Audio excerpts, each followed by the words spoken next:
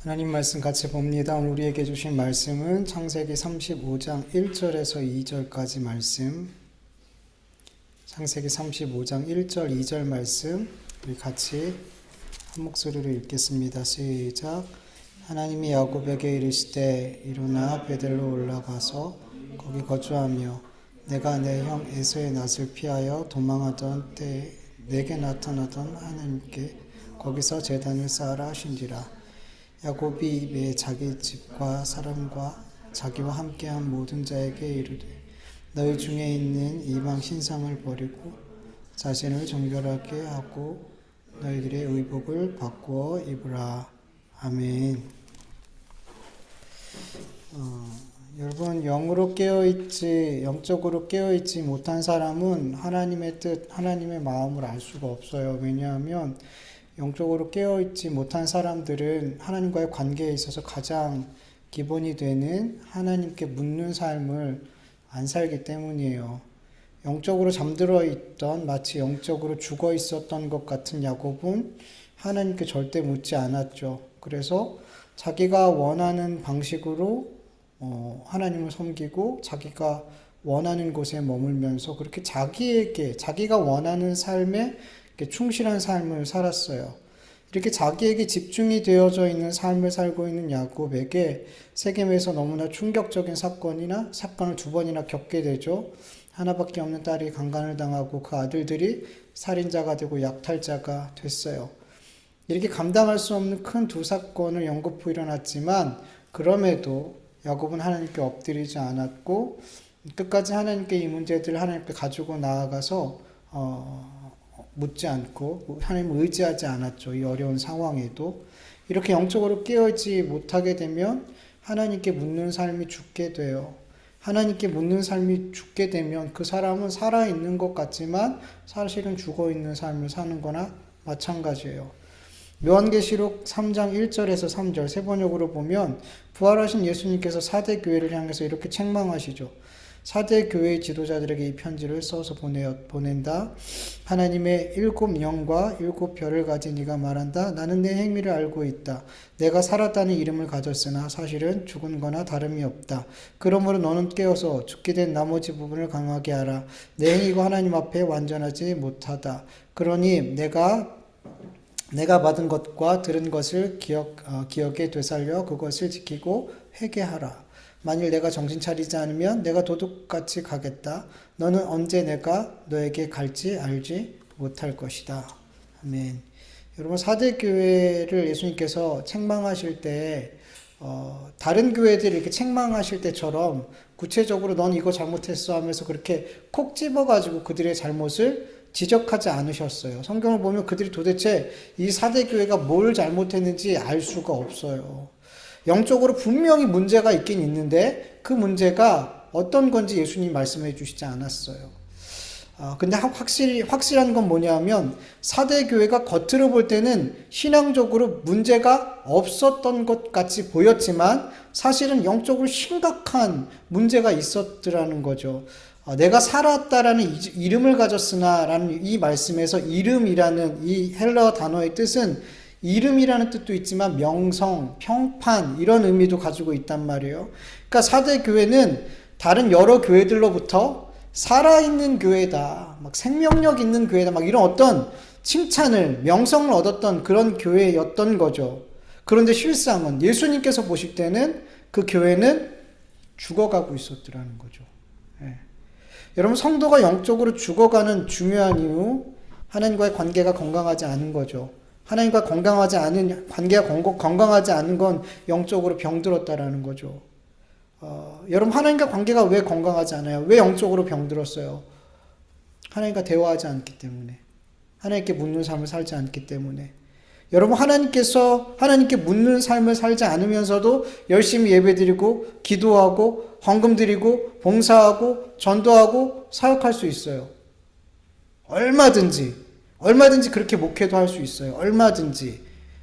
그런데 여러분, 어떤 영적인 사건이 탁 터지게 되면 그렇게 칭찬받는 어떤 성도, 교회 안에 보면 되게 열심히 있고 칭찬받는 성도님들이 있잖아요. 근데 어떤 영적인 사건이 탁 터지면 정말 존경받고 칭찬받았던 그 사람의 진짜 신앙의 모습이 이렇게 나오게 돼요. 그러면서 알게 되죠. 와, 저 사람 저런 사람이었어? 저 사람이 갖고 있던 신앙이 저런 거였어? 그러면서 이렇게 깜짝 놀라는 경우들이 종종 있거든요. 저도 이렇게 보면 그런 분들 종종 만나게 되거든요. 여러분, 성도는 겉으로 보이는 신앙생활을 열심히 했을지 모르겠지만 그 사람은 정작 주님과의 진짜 영적인 관계가 엉망이었던 거예요. 그 사람은 하나님께 묻는 삶을 안 살았더라는 거예요. 기도를 열심히 하는 것 같지만 진짜 기도는 드리지 않았던 거예요, 여러분. 네. 여러분, 야곱이 겉으로 볼 때는 그의 신앙이 살아있는 것처럼 보였어요. 세겜에 도착했을 때 그거 뭐 했어요? 제단 쌓았잖아요. 엘로헤 이스라엘. 하나님은 이스라엘의 하나님입니다. 뭐예요? 하나님은 내 하나님입니다. 나의 하나님입니다. 막 이러면서 고백하면서 그렇게 막 제단을 쌓았단 말이죠. 그러니까 겉으로 볼 때는 문제가 없어. 막 이 사람 가는 곳마다 막 제단 쌓고 예배 드려 막. 근데 야곱은 하나님께 묻고 한 일이 아무것도 없었어요, 여기서. 자기 뜻대로 자기가 가고 싶은 곳에서 자기가 원하는 대로 제단을 쌓고 거기서 예배를 했어요. 그가 한 모든 과정 속에 하나님의 뜻은 하나도 없어요. 여러분, 내 신앙의 행위에 속지 마세요. 정말 많은 사람들이 내가 열심히 하는 어떤 그 신앙의 행위, 열심히 하는 어떤 사역에 속아요. 내가 살아있구나. 내가 참 잘하고 있구나. 내가 하는 관계가 괜찮구나. 이렇게 내 신앙의 행위를 보면서 이렇게 속는 사람들이 많아요. 근데 그 사람들은 영적인 문제가 탁 터지면 그때 알게 돼요. 엉망이었구나, 내가. 내가 하나님과의 관계가 엉망이었구나. 내가 하나님께 진짜 묻는 삶. 내가 진짜 기도를 많이 한 것 같은데 진짜 기도는 안 드렸구나. 여러분, 우리가 기도를 많이 하는 사람도 있잖아요. 근데 기도를 하는데 이방 우상을 섬기는 사람들처럼 기도하는 기도가 많더라는 거죠. 정말 하나님과 깊은 관계를 갖고 하나님의 뜻을 물으며 그 뜻에 내 삶을 맞추고자 하는 정말 그런 기도가 아니라 항상 나에게 맞추는 기도. 우상 섬기는 사람이 다 그런 거예요. 그 신이 나에게 맞춰달라는 거예요. 내가 이렇게 지극정성할 테니 나에게 좀 맞춰주세요. 이런 기도. 하나님이 기뻐하시지 않는 기도. 물론 어릴 땐 그렇게 신앙이 영적으로 성숙하지 않을 땐 그렇게 기도할 수 있어요. 근데 맨날 그런 기도를 드리냔 말이죠. 하나님을 알아가면 알아갈수록 우리의 기도도 제일 먼저 바뀌는 게 뭐냐면 우리의 기도가 바뀌어요. 근데 어린아이는 계속 기도가 안 바뀌어요. 수십 년을 교회 다녀도 처음 교회 다닌 것처럼 그렇게 기도를 한단 말이죠. 여전히 나 중심으로 기도해요. 하나님 여전히 나에게 맞춰주길 기도한단 말이죠. 아니에요, 여러분. 우리가 하나님께 맞추는 삶을 살아야 되죠. 어떻게? 하나님이 우리의 삶을 계속 맞추냔 말이죠. 애길해서 그래요. 애길해서.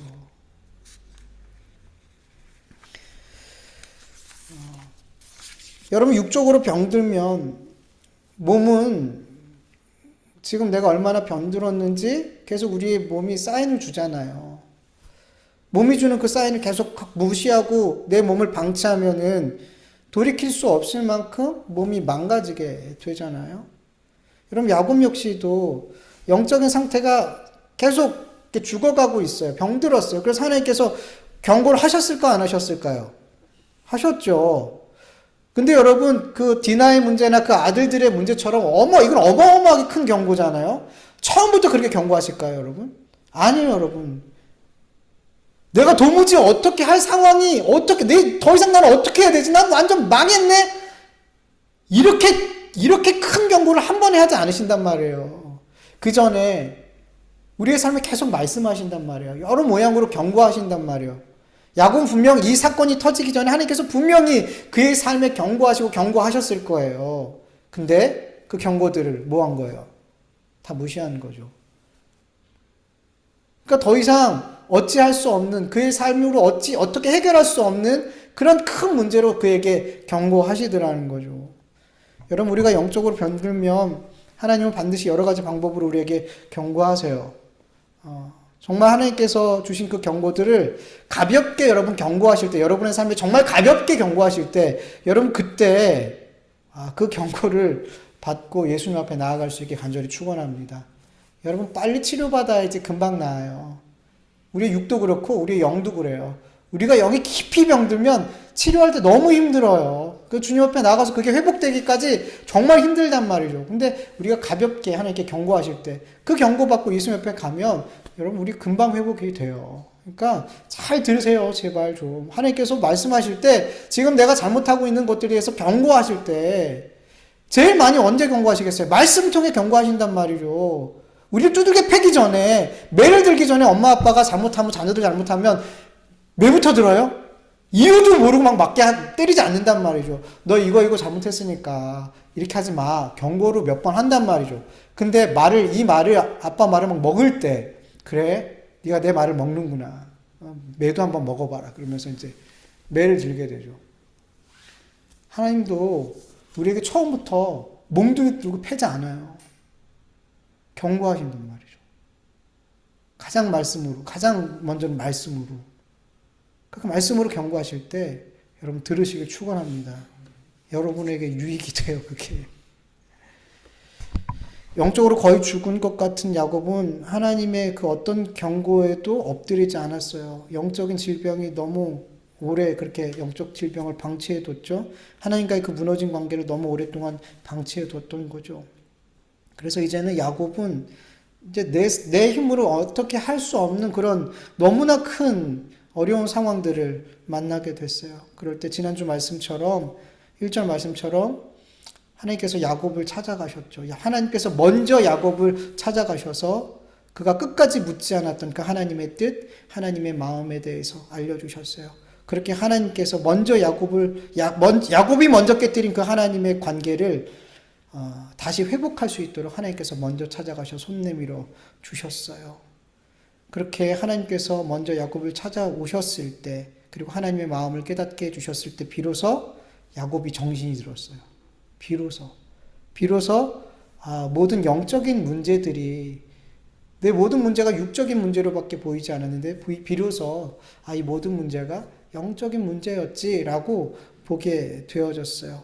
그렇게 깨닫게 된 뒤에, 영적으로 이 모든 문제가 영적인 것들이라는 것을 깨닫게 된 뒤에 그가 뭐라고 이야기하죠? 2절 말씀을 보면은 자기 집안 사람들에게 명령해서 제일 먼저 이방 신상들을 버려라.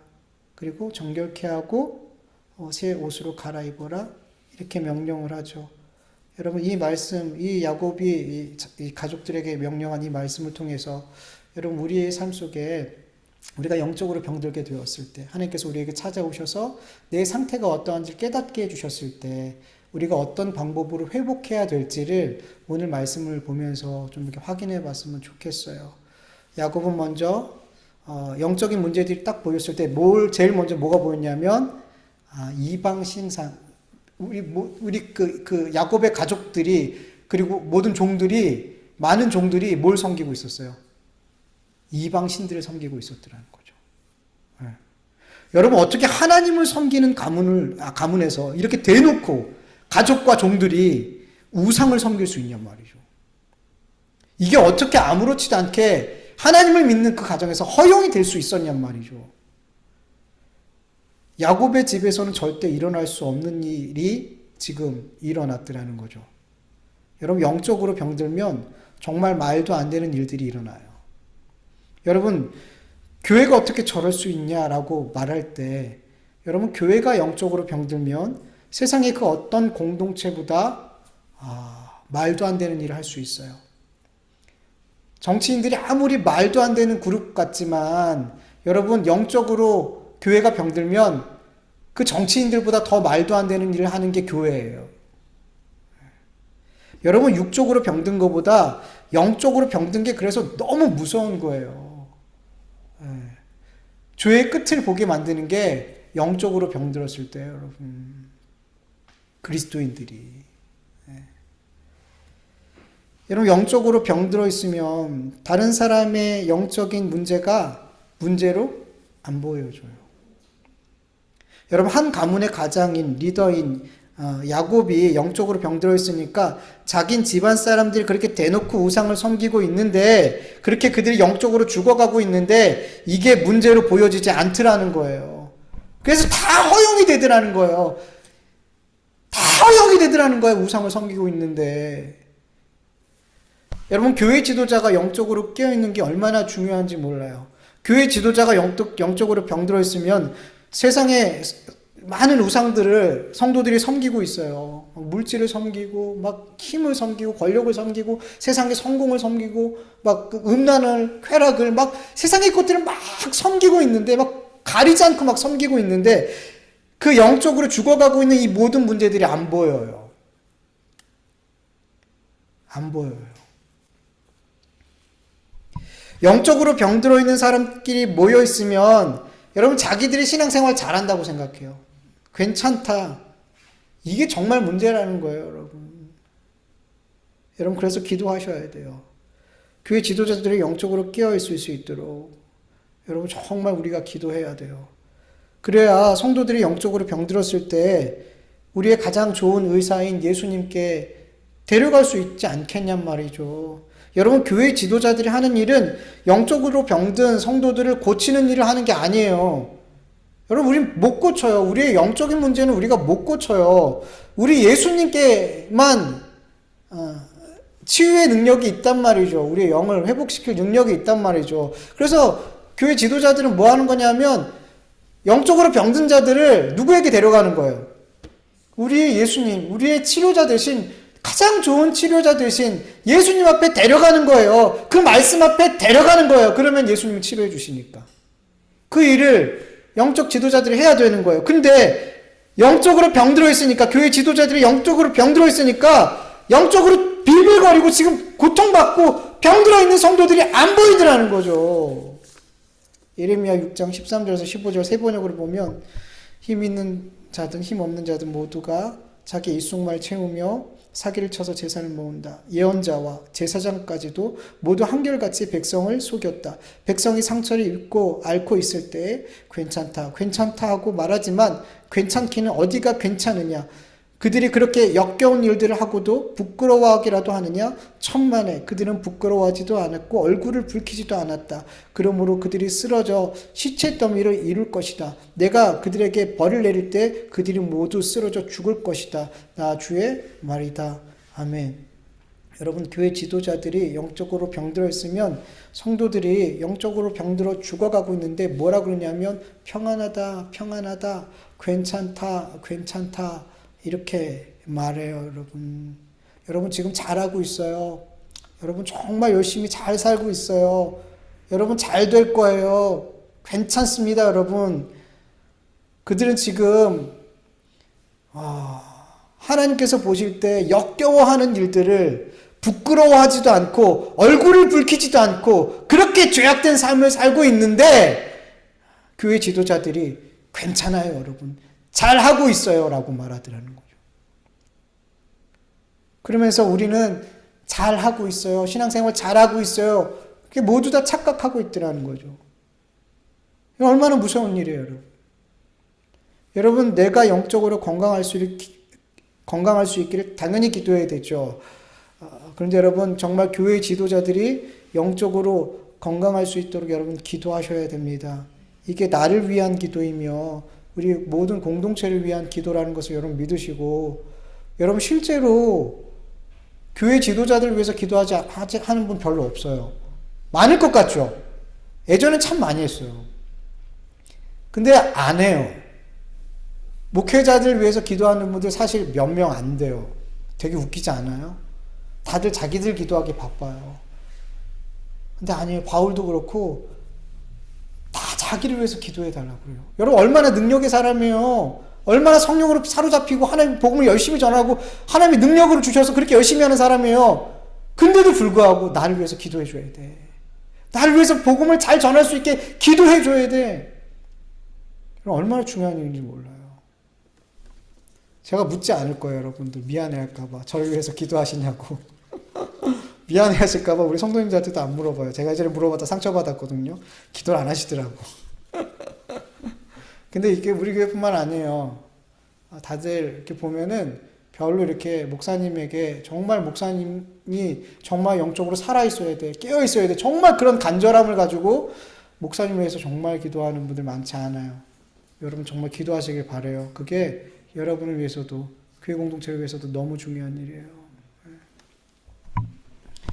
여러분, 하나님의 뜻, 하나님의 마음을 깨닫게 된 야곱은 비로소 그 죽어있는 영적 상태에 대해서 이제 깨닫게 됐어요. 그래서 얼마나 우리 이 집안에 우상이 가득한 것을 이제 보게 됐어요. 그리고 뭐라 그래요? 버려라. 버려라. 그래서 원문으로 보면 진멸해라. 완전 박살내라. 여러분, 하나님을 섬겨야 했던 야곱과 그의 집안은 우상을 섬기게 될 때 심각하게 영적으로 병들게 됐어요. 여러분, 우리가 하나님과의 관계가 점점 멀어지고 깨지게 되는 중요한 원인 중 하나가 우리가 세상에 있는 많은 우상들을 섬기기 때문이에요. 내 삶에 하나님보다 더 중요하고 하나님보다 더 사랑하는 것이 있으면 그게 우상이잖아요. 뭔가 이렇게 뭐 이렇게 세워놓고 섬겨야지 우상 아니잖아요. 내가 지금 내 삶에 하나님보다 더 사랑하고 있는 것, 내가 더 우선순위에 두고 있는 것, 그게 나한텐 지금 하나님이에요. 하나님이라는 우상인 거죠. 하나님보다 더 사랑하고 더 중요하게 여기면 우리는 하나님께 묻지 않아요. 그 우상한테 물어요. 그 우상한테 뜻을 구해요.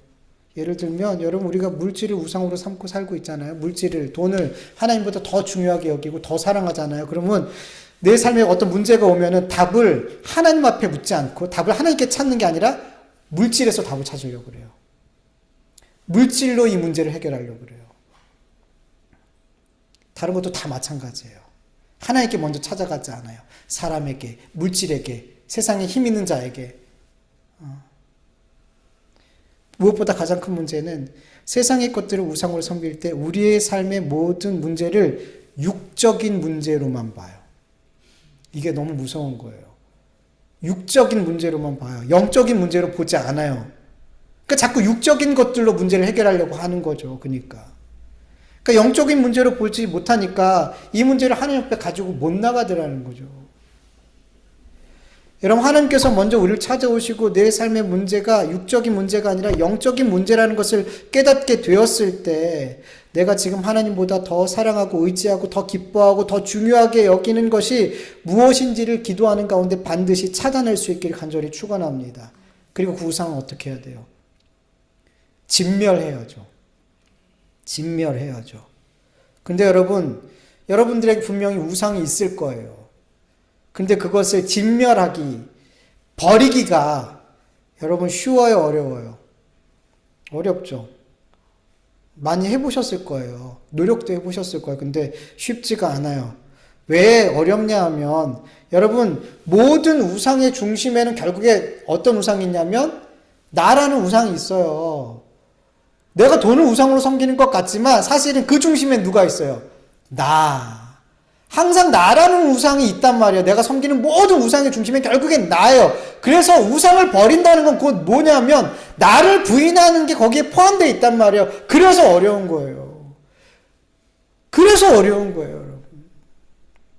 내가 부인되어지는 게 반드시 동반되어져야 되기 때문에 우상을 포기하는 게, 끊어내는 게 너무 어렵더라는 거죠. 그래서 여러분, 우리 힘으로는 안 되는 거예요. 그래서 뭐 하는 거예요? 기도하는 거죠. 주님, 제가 이런 우상들이 있어요. 그리고 그 중심에는 제가 있어요. 하나님, 이걸 제가 끊어내고 싶어요. 하나님, 도와주세요. 하나님, 도와주세요. 하나님. 기도하셔야 돼요.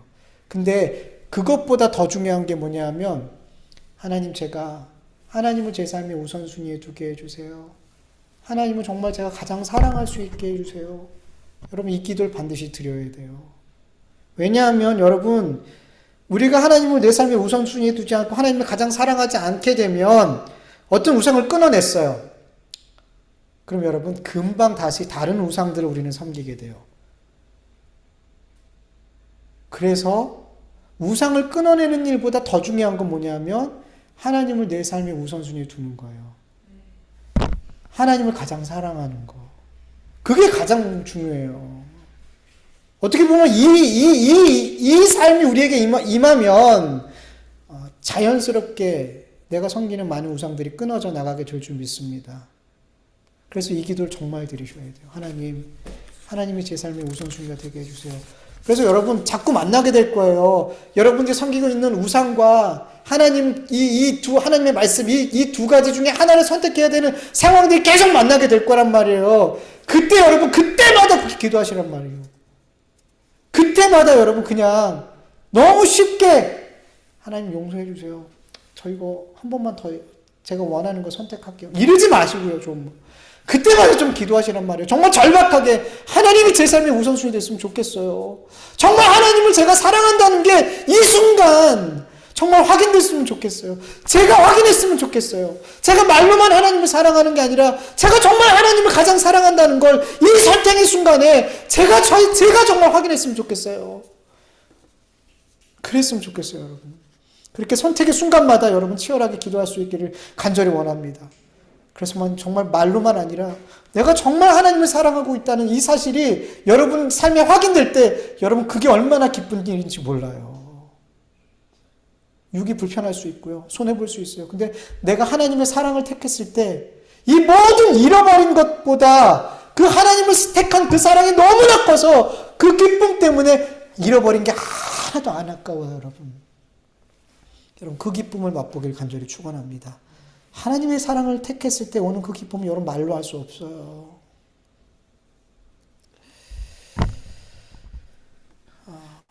야곱은 우상을 버리라 그래요. 그리고 나서 그 집안 사람들에게 뭐라 그래요? 몸을 깨끗이 씻고 옷을 갈아입으라고 명령하죠. 여러분 그리스도인들에게 몸을 깨끗이 씻고 정결하게 하고 새 옷으로 갈아입는 건 어떤 의미를 갖고 있을까요? 여러분 우리의 몸을 정결하게 깨끗하게 이렇게 물로 막 비누로 씻고 씻으면 우리가 정결해질까요? 열심히 씻으면 우리의 몸은 청결해질 수 있지만 성경에서 말씀하고 있는 그 정결함과는 거리가 멀죠.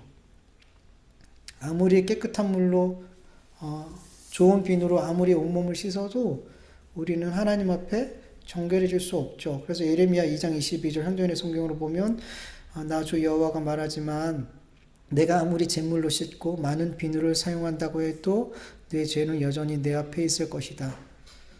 이건 다른 걸로도 해요. 네가 도덕적으로 아무리 착한 일 많이 하고 사회에서 좋은 일 많이 하고 많은 공을 쌓고 이런 많은 사람들에게 칭찬받을 훌륭한 삶을 살아도 이것 갖고는 내 앞에 죄 없다 말할 수 없다. 이런 얘기도 되죠. 여러분 우리가 하나님 앞에 정결함을 받을 수 있는 유일한 방법은 뭐예요? 예수 그리스도의 보혈로 씻김 받는 것밖에 없죠. 예. 여러분 우리 각 사람이 예수님을 나의 구주로 믿을 때 우리를 위해 십자가에 피 흘리신 그 예수님의 보혈로 말미암아 우리의 모든 죄가 다 용서함을 받아요.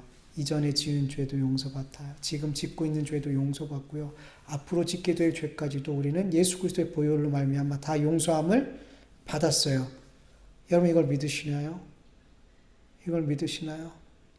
히브리서 9장 24절, 28절 현대인의 성경으로 좀 길지만 같이 읽어볼게요. 시작.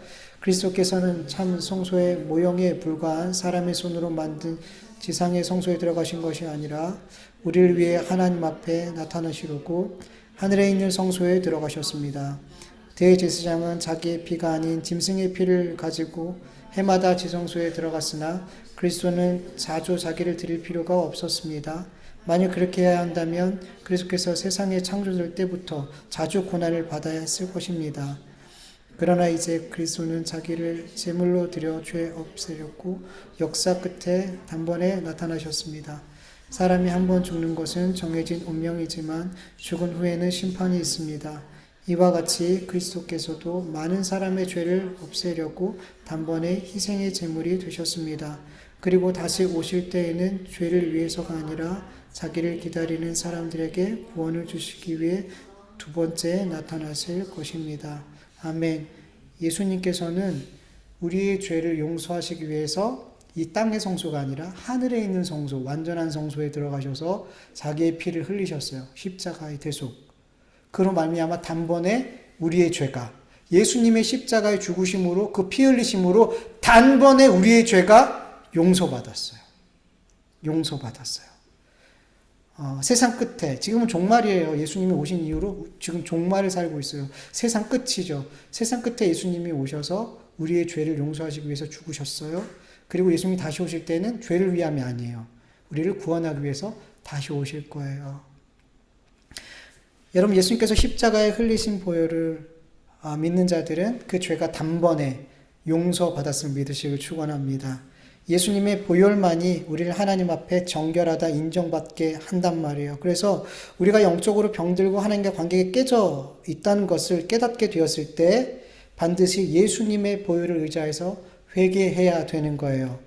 여러분, 하나님과의 관계가 깨져 있는 사람들 중에 그 특징이 뭐가 있냐면 회개의 삶이 멈춰 있어요. 되게 신기해요. 회개를 안 해요. 회개를. 내가 지금 하나님 앞에 불순종하는 삶을 살고 있고 마귀를 따르고 죄를 따르고 세상을 따르고 있는 삶을 살고 있음에도 불구하고, 그리고 끊임없이 하나님께서 여러 번 반복해서 말씀하고 계시는데도 불구하고 하나도 내가 잘못하고 있다는 것을 인정하지 않고 회개하지 않더라는 거죠. 왜냐하면 내가 지금 하나님 앞에 죄를 짓고 있는 삶을 살고 있다는 그 인식 자체가 없더라는 거죠. 영적으로 병들어 있으니까. 영적으로 병들어 있으면 여러분 죄에 대해서 너무나 둔해져요. 그래서 영적으로 병들어 있으면 하나님과의 관계가 그렇게 깨져 있는 사람은 하나님 앞에 회개의 삶을 안 살아요. 여러분 회개 언제 하셨어요? 오늘도 하시지 않았나요? 지금 이 기도하는 시간에도 여러분 회개하지 않았나요?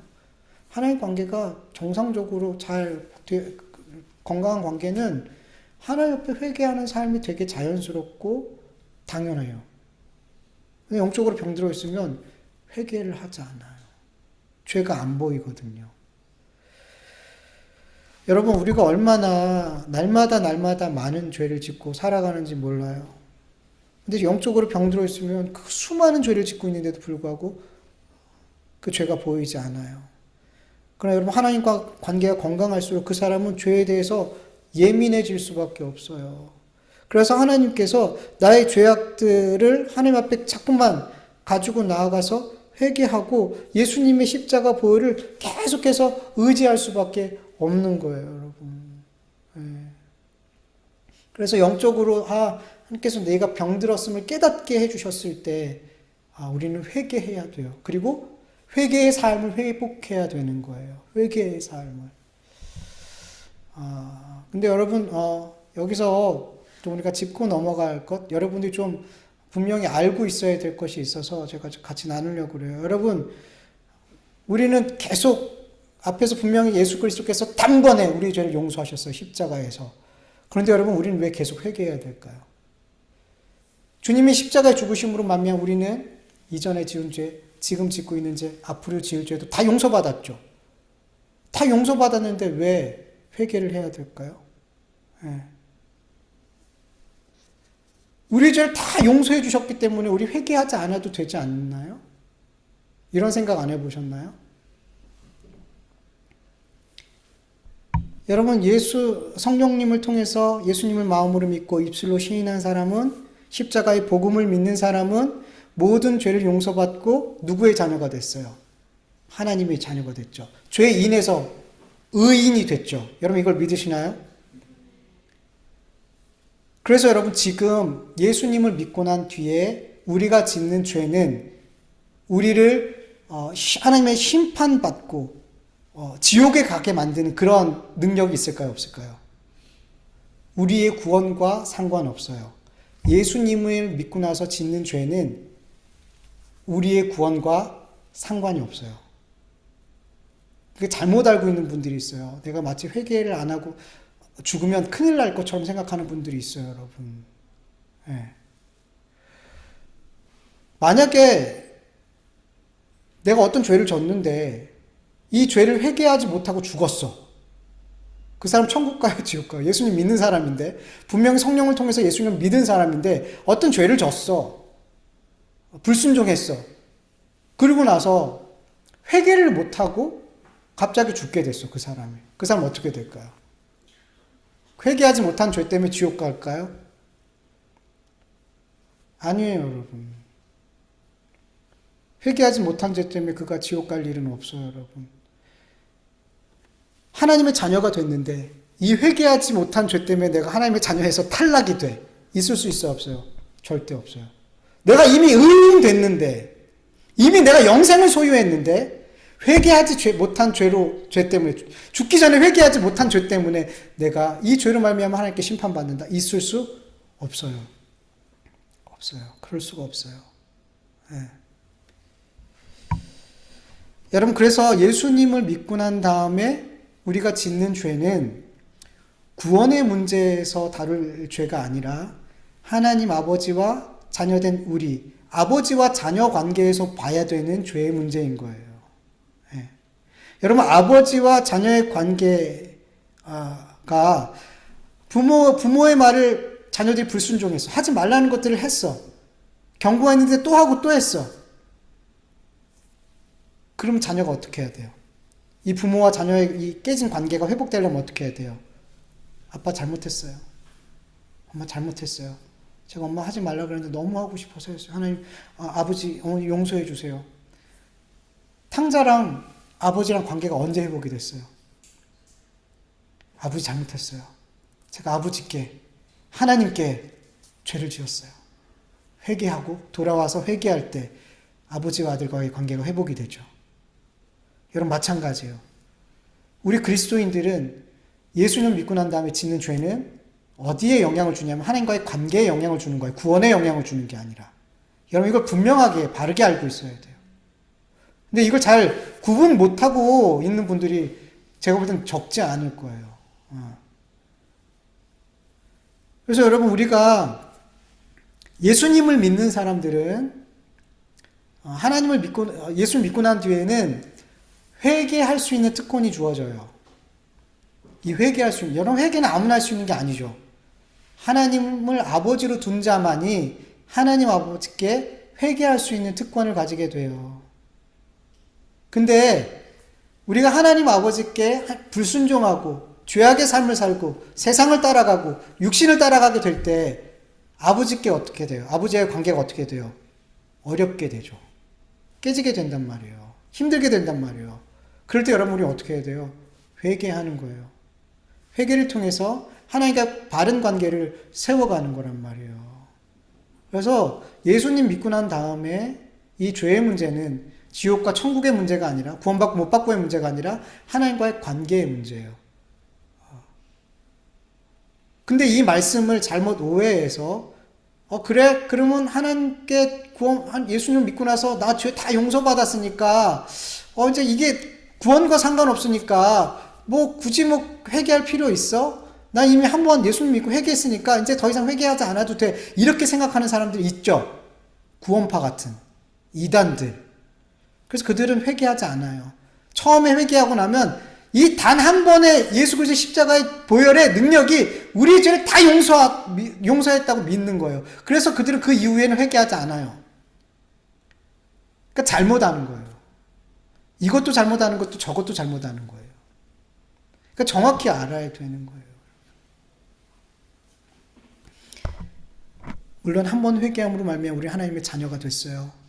예수님을 믿음으로 회개함으로 우리 하나님의 자녀가 됐단 말이에요.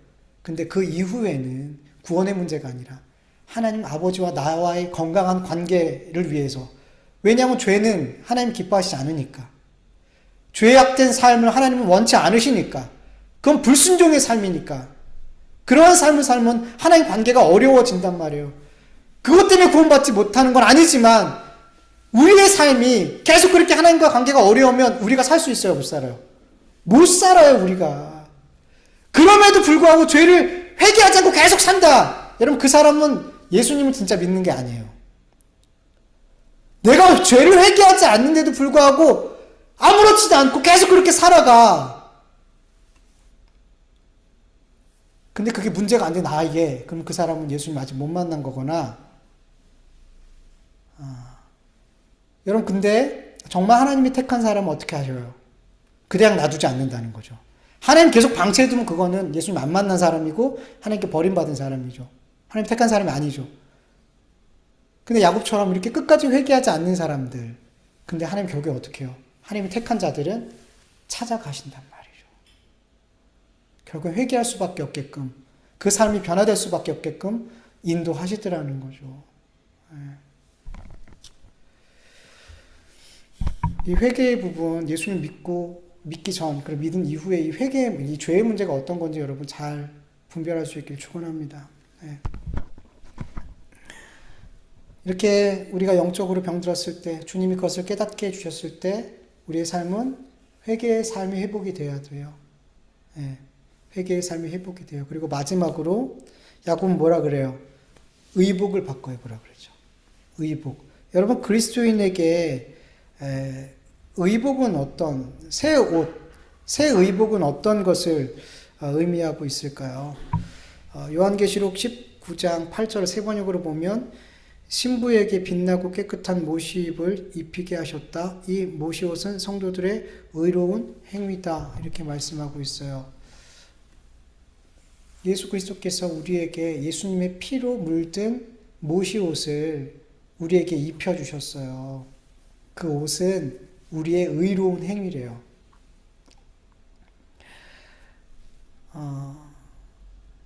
영적으로 병들었다가 내가 하나님과 관계가 깨졌구나, 영적으로 병들었구나, 이것을 하나님께서 깨닫게 해주셨을 때 우리는 새로운 의복을 입어야 돼요. 뭐예요? 의로운 삶을 다시금 의로운 삶을 살아야 돼요. 여러분, 우리 그리스도인에게 의로운 삶은 뭐예요? 어떤 게 우리 그리스도인에게 의로운 삶이라고 말할 수 있어요? 예수님을 믿는 것 자체가 의로운 거예요. 의로운 것. 예수님을 믿고 그 믿음으로 나오는 모든 삶이 의로운 삶인 거예요. 그러니까 의복을 받고 입었다는 건, 여러분 의복을 갈아입기 전에 우리는 누굴 믿는 삶을 살았어요? 마귀를 믿고 세상을 믿고 나를 믿는 삶을 살았죠. 근데 예수 그리스도께서 주신 새 옷을 입은 자들은 예수님을 믿는 삶, 예수로 사는 삶을 살게 되는 거예요. 그래서 우리가 영적으로 병들었다가 회복해야 될 때 우리는 예수로 사는 삶을 살아야 되는 거예요. 믿음의 삶을 살아야 되는 거예요. 시작해야 되는 거죠. 여러분 갈라디아서 2장 20절 우리 같이 한번 읽어볼까요? 내가 그리스도와 함께 십자가에 못 박혔나니 그런즉 이제는 내가 사는 것이 아니요 오직 내 안에 그리스도께서 사시는 것이라. 이제 내가 육체 가운데서 사는 것은 나를 사랑하사 나를 위하여 자기 자신을 버리신 하나님의 아들을 믿는 믿음 안에서 사는 것이다. 아멘. 여기서 옷을 바꿔 입은 사람은 예수로 사는 삶을 사는 거예요. 믿음으로 사는 삶을 사는 거라는 거죠. 여러분 이렇게 우리가 영적으로 병들어 있을 때 하나님께서 찾아오셔서 우리가 지금 어떤 상태인지를 깨닫게 해주셨을 때 우리가 해야 할 일은 뭐예요? 첫 번째, 우상을 하나님보다 더 사랑하고 더 우선순위에 두었던 이 모든 것들을 발견하고 그것을 진멸하고 그보다 먼저 하나님을 내 삶의 우선순위에 두는 것, 하나님을 가장 사랑하는 삶을 사는 것, 그리고 회개의 삶을 회복하는 것. 내 삶에 멈춰 있었던, 죄에 대해서 둔감했던 내 삶이 죄에 대해서 예민해지고 하나님 앞에 계속해서 이 죄의 문제를 가지고 나아가고, 여러분 하나님 앞에 관계가 건강하면 죄가 싫어져요. 죄 짓는 게 되게 싫어져요. 예전에는 죄 짓는 게 되게 달콤하거든요. 되게 기쁘거든요. 너무 막 흥분되거든요. 막 내가 어떤 죄를, 이게 죄라는 거 알아. 근데 내가 너무 즐거워. 그래서 이런 걸 생각하면 막 기쁘고 흥분되거든요. 근데 여러분 정말 예수님과 관계, 하나님과 관계가 깊어지고 건강하면 죄를 짓기가 정말 싫어져요. 정결해지고 싶어요. 깨끗해지고 싶어요. 거룩해지고 싶어요. 세상과 다르게 살고 싶어요. 그런 내 마음들이 내 안에서 일어나요. 그리고 옷을 바꿔 입는 거죠. 예수로 사는 삶을 사는 거죠. 믿음으로 사는 삶을 사는 거죠. 그럴 때 여러분 우리가 다시금 영적인 깊은 병들어 있던 우리의 삶이 하나님 관계가 회복되어지고 영적으로 건강한 삶을 살게 될 줄 믿습니다. 우리 같이 말씀을 기억하면서 잠깐 기도드리죠.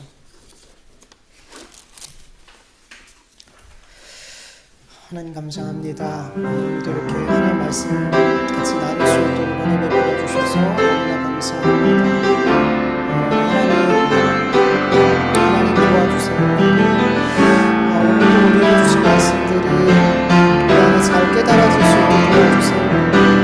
하나님의 말씀이 마치 길바닥에 떨어진 가시떨기 나무에 떨어진 돌밭에 떨어진 그런 말씀이 되지 않게 도와주세요.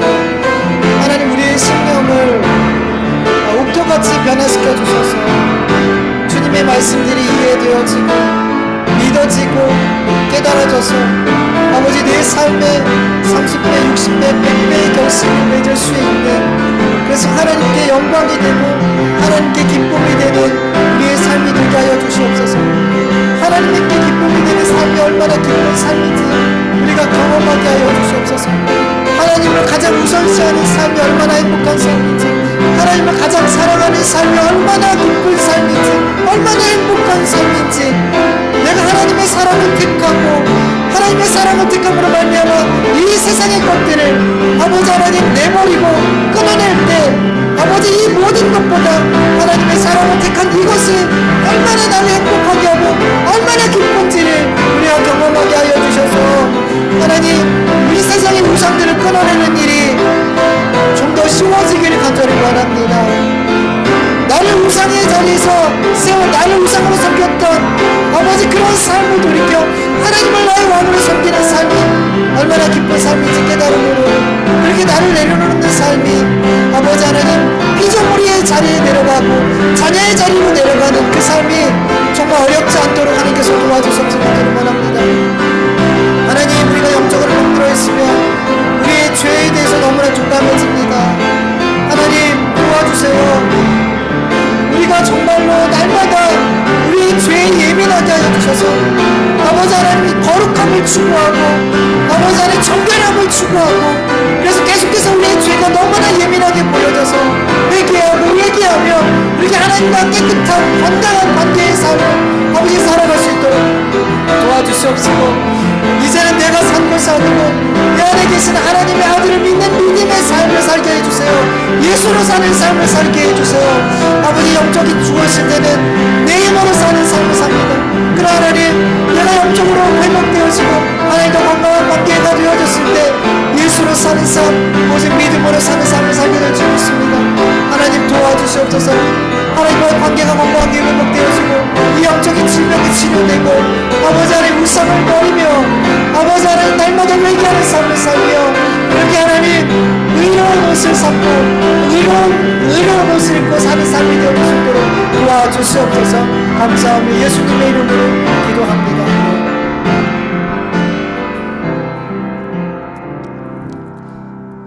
하나님 아버지 감사합니다. 하나님 우리가 날마다 하나님께 묻는 삶을 살게 해주세요. 하나님께 묻는 삶이 멈추게 되면 하나님 우리는 영적으로 큰 어려움을 겪고 있는 영적으로 큰 질병에 걸려있는 상태라는 것을 우리가 깨닫게 하여 주시옵소서. 하나님 내 삶에 계속해서 매 순간 하나님께 묻는 삶이 있는지를 확인하게 하여 주시옵소서. 어떤 큰 문제가 와야지 묻는 것이 아니라 내 삶의 모든 일들을 물을 수 있게 도와주세요. 하나님 우리가 볼 때 큰 문제 작은 문제 이렇게 나눠지는 것이지 하나님 앞엔 모든 문제가 다 동일한 문제인 것을 우리가 압니다. 그래서 하나님 우리가 모든 문제 앞에 동일하게 하나님 앞에 묻을 수 있는 우리의 삶이 되게 도와주시옵소서. 그래야지 우리가 가장 안전한 길로 하나님께서 가장 기뻐하시는 길로 가게 될 줄 믿습니다. 하나님 혹시 우리가 영적으로 병들어서 지금 하나님 앞에 마치 죽은 자와 같은 삶을 혹 살고 있다면 하나님께서 우리에게 찾아오셔서 깨닫게 하여 주시옵소서. 그렇게 많은 경고를 했음에도 불구하고 깨닫지 못하고 묻는 삶을 여전히 살지 못한다면 하나님 우리에게 먼저 손 내미시고 우리의 영을 살려 주시옵소서. 그래서 우리가 다시 우리가 붙들고 살았던 그 우상, 나라는 우상들, 세상의 모든 우상들을 끊어내고 하나님을 가장 사랑하고 하나님이 가장 우선이 되는 삶이 회복되게 도와주시옵시고, 그리고 우리의 멈춰있던 회개의 삶이 우리에게 다시금 터져나오게 하여 주시옵소서. 죄에 대해서 둔감했던 우리가 더욱 죄에 대해서 예민하게 하여 주시옵소서. 그리고 그리스도로 옷 입는 삶, 예수로 사는 삶을 살 수 있도록 우리에게 은혜를 베풀어 주시옵소서. 감사하며 예수님의 이름으로 기도합니다. 아멘. 주님 가르쳐 주신 기도로 예배 마치겠습니다. 하늘에 계신 우리 아버지여, 이름이 거룩히 여김을 받으시오며 나라의 마옵시오며 뜻이 하늘에서 이루어진 것 같이 땅에서도 이루어지이다. 오늘날 우리에게 일용할 양식을 주옵시고 우리가 우리에게 죄진 자를 사하여 준 것 같이 우리 죄를 사하여 주옵시고 우리 시험에 들게 하지 마옵시고 다만 악에서 구하옵소서. 대개 나라와 권세와 영광이 아버지께 영원히 있사옵나이다. 아멘.